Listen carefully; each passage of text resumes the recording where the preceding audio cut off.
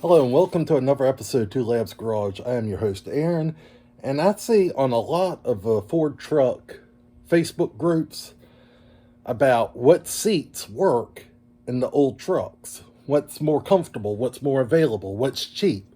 I've done a video on putting a bullnose seat in a DENTSIDE. This is my bullnose right here, by the way. Well, that bullnose seat was available because I put, of all things, the jelly bean seats in this truck. I was actually able to find a red set and put in here. And it's not very difficult. It's not a straight bolt-in, but it's not difficult to put in. Their comfort level is fantastic, and I'm going to show you how. So yeah, there's all kind of people out there. A lot of people say use the back seat from a Super Duty. Hey, that's great, but maybe you can't find one. Maybe you just, whatever. You have your reasons. We're going to talk about jelly bean front seat. Also, all the way up to the 96, 97 250s. They are just the AERONOSE version of this truck. They're pretty much straight bolt-in. So, you got options.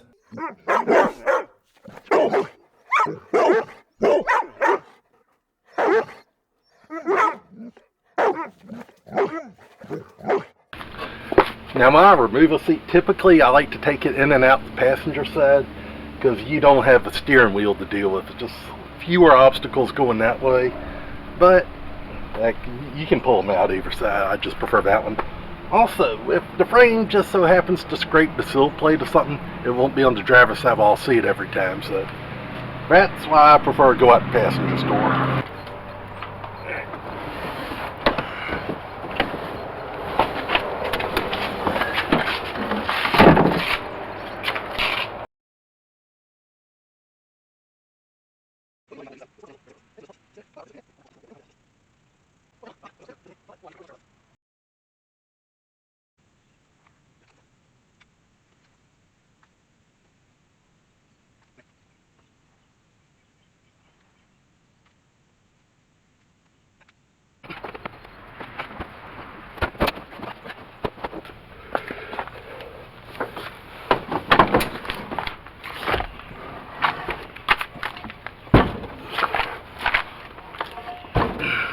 Also remove a modern style safety belt because I'm going to use the factory ones.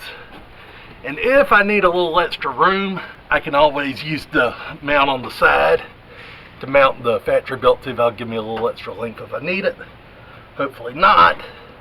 Have physical today. I've lost some weight, which is good. Got a lot more to go, but I digress. I may have to slide the seat forward to clear the box, but that's fine with me. Rather not, but it's fine. Let me see one more thing.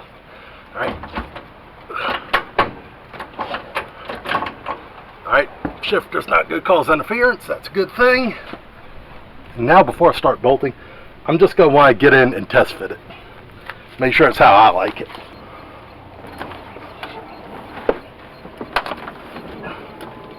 Oh yeah, it sits up higher than Nolan, that's for sure.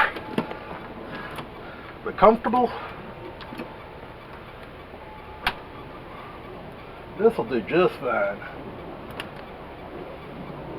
This is much more long road trip ready than that other seat was. Wish I could go a little further back, but yeah, it's hitting stuff all down here, so it won't. But it's good. Tilt wheel would be nice, but heck, this is great. See, wah, wah, wah. Alright. Second and fourth are wonderful. Nothing to worry about. Alright, so when you're putting seats in a vehicle that don't belong with that vehicle, part of the downside to that is they're naturally not going to fit perfect. And I think they're fine. But the other thing is some of the hardware and all that you need to put them in, you just don't know until you set the seats in there, and then you just kind of figure it out. And that was what happened here. So I just made a run up to the store. I so happened to have some of the right hardware, but I had to get a few extra pieces. But one of the things I'll show you is you know they make spacers. And I need a spacer to go between here and here, where my fingers are. I'll have you know, that spacer cost $21. And I was like, no way, that is not happening. So here's what I came up with. I got this grade 8 bolt that I'm sending through. This is from just some inventory I had. And then I got two 5/8 nuts. They'll slide all the way up. They'll act as a spacer. And then I put my real stuff on the bottom. And these nuts cost 40 cents a piece. $21, 40 cents. Does the same thing. So I'm going to go ahead and put them in. I consider painting them black. I don't feel like waiting for the paint to dry, so I'm just going to go ahead and send it. So I'm going to have to bore a hole through the floor. Don't really want to, but have to. I'm going to start with a smaller size bit to go in there. Then I'll step up to my correct size.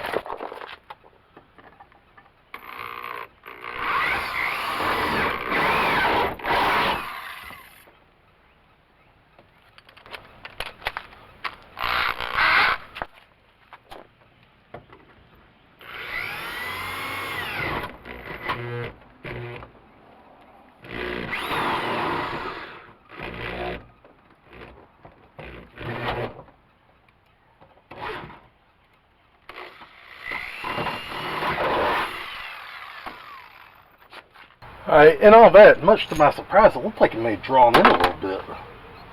So, let's go try.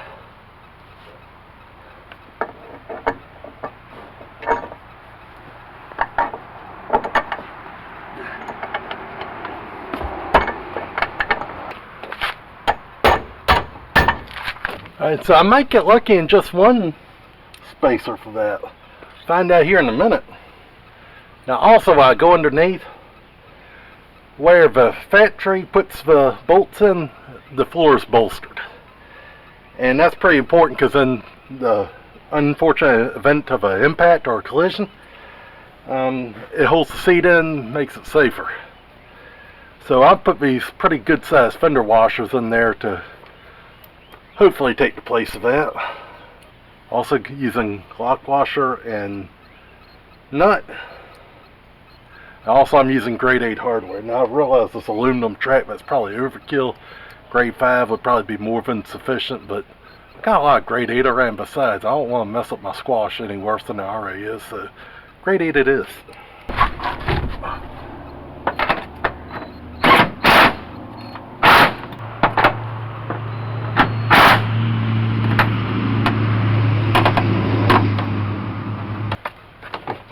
Much to my surprise, that was actually the right combination. Also a little blue never turn loose juice.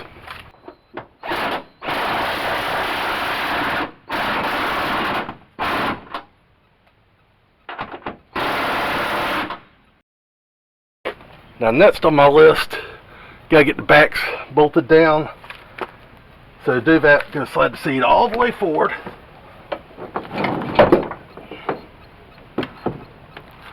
Which this, by the way, is why I almost always get manual seats. I have done this with power seats, but it really is a whole lot easier just to use manual seats.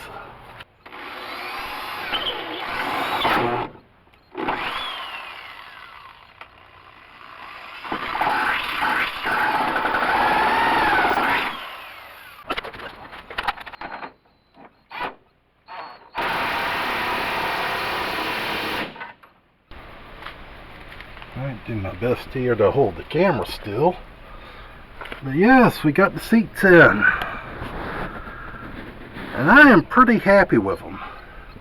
Like I said, these are out of a 98 F250 light duty, which is basically a F150 with a 7 lug wheel. But overall, I'd say these are pretty good upgrade. And the looks department, they're about the same as the other ones. They're not perfect by any stretch of the imagination. But let me tell you, you sit on them, they are a whole lot more comfortable. Which is perfect for a long drive. I got armrests now. I think I can figure out some way to keep my drinks ready.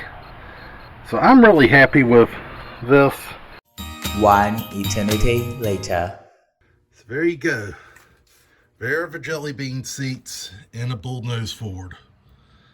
And I put them in before I went on a hot rod power tour. And the purist in me was kind of thinking, Aaron, this truck's so nice. Why are you taking the original bench out and putting these in? Well, after driving all that driving and actually having lumbar support and these side supports and high backs, and yeah, these are definitely the right call. Very comfortable. They fit very well. And not hard to put in and readily available. You can find these all day at the junkyard. And F-150s, T-50, it's Expeditions, Navigators. The truck that they were in belonged to a smoker. And I would normally pass on ones with cigarette burns in them. But finding red seats for these, not easy. This is the only set I've ever found.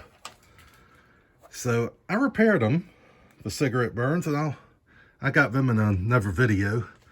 If I don't release it first, just be on the lookout for it. But it's not hard to do. And if I can do this, you can do this. I highly recommend this setup in these trucks.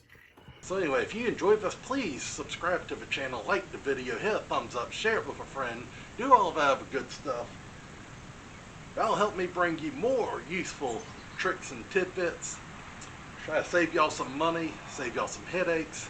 But until next time, take care of yourself, take care of each other, God bless, and I'll see you soon.